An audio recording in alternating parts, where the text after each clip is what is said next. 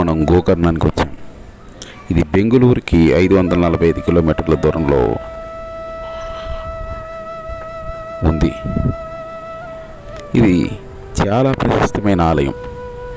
ఇక్కడికి రావాలంటే ఇటు మైసూరు నుంచి బస్సులు ఉన్నాయి, లేకపోతే బెంగుళూరు నుంచి కూడా రావడానికి బస్సులు ఉన్నాయి.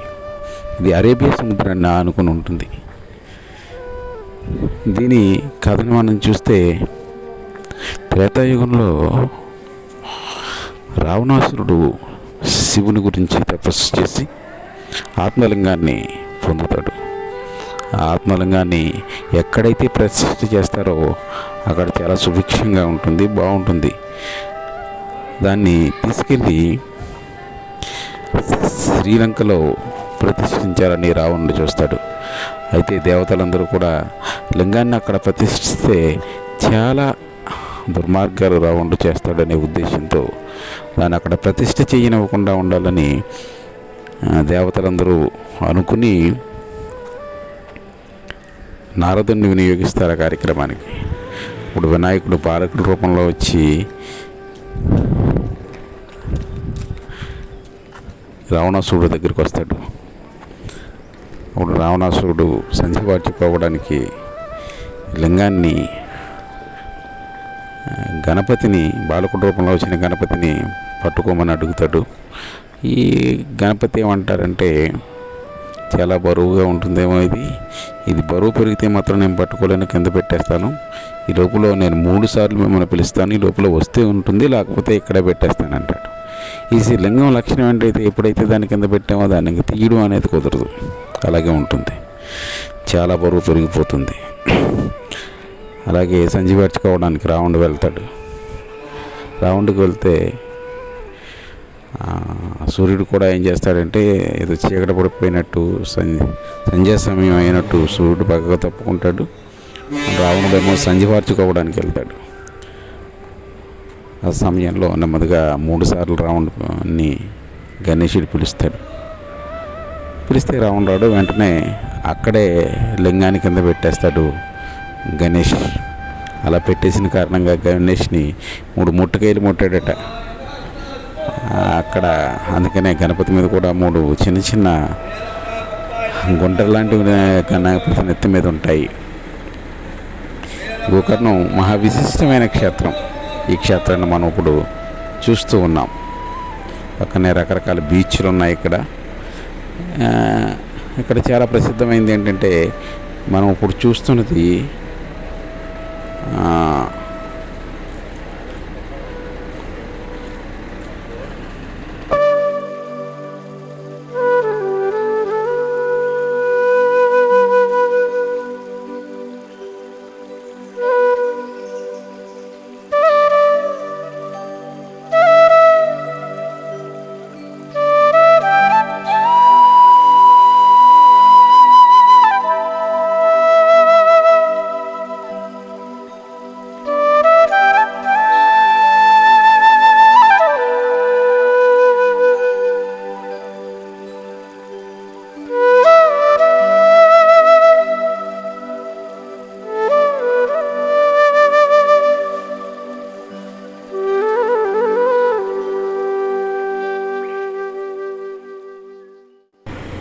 ఇప్పుడు మనం చూస్తున్నది కోటి తీర్థం.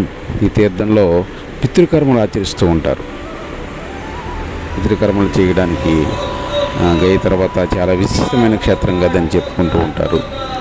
ఇక్కడ కోటి నదుల సమాహారంగా కోటి నదుల్లో ఉన్న తీర్థం ఇక్కడ ఉన్నట్టుగా ఇక్కడ వాళ్ళు బాగా నమ్ముతూ ఉంటారు.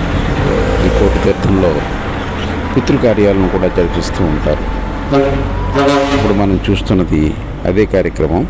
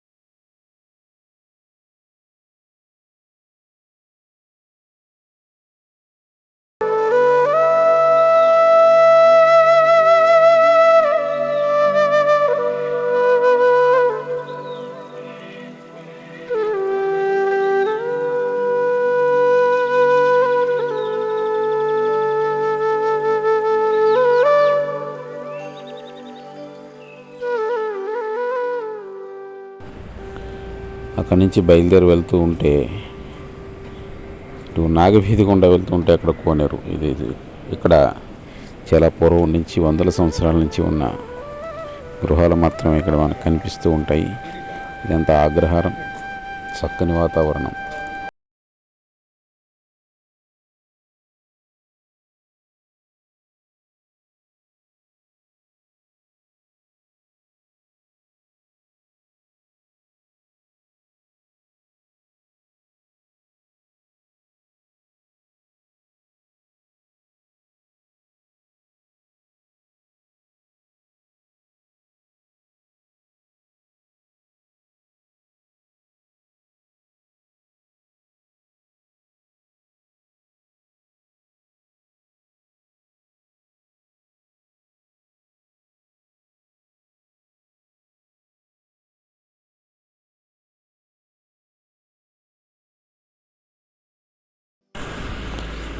ఇవన్నీ దాటుకుని వెళ్తే ఇలా నడుస్తూ వెళ్తూ ఉన్నాం.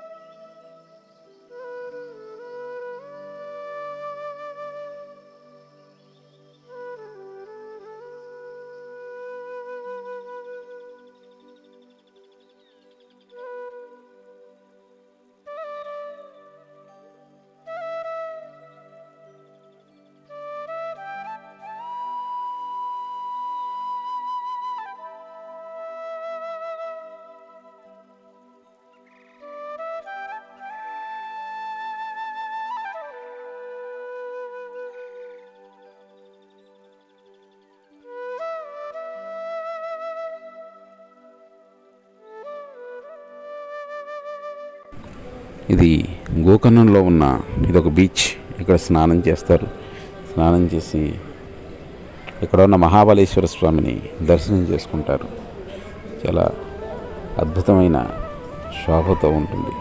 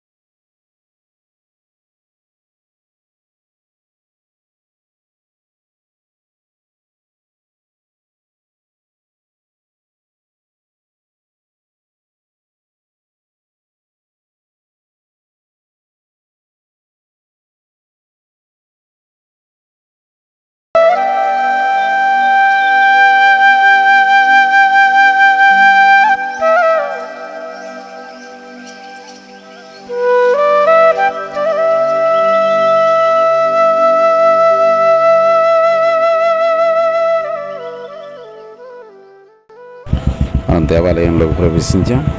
చూడండి చాలా పెద్ద లైన్ ఉంది ఈరోజు ఇక్కడ. ఎదురుగా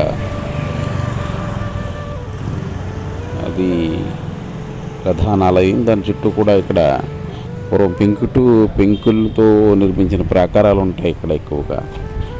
ఈ గోకర్ణం కానివ్వండి, పక్కన ఉన్న కొల్లూరు కానివ్వండి, ఈ దేవాలయాలన్నీ కూడా ఈ పెంకులతో చేసిన నిర్మాణాలే మనకు కనిపిస్తూ ఉంటాయి. ఈ ఉత్తర కర్ణాటక అంతా కూడా ఈ పెంకులతో చేసిన నిర్మాణాలు మాత్రమే మనకు కనిపిస్తూ ఉంటాయి. ఎక్కువగా ఈ స్లాబ్లు అవి ఎక్కడ ఉండవు.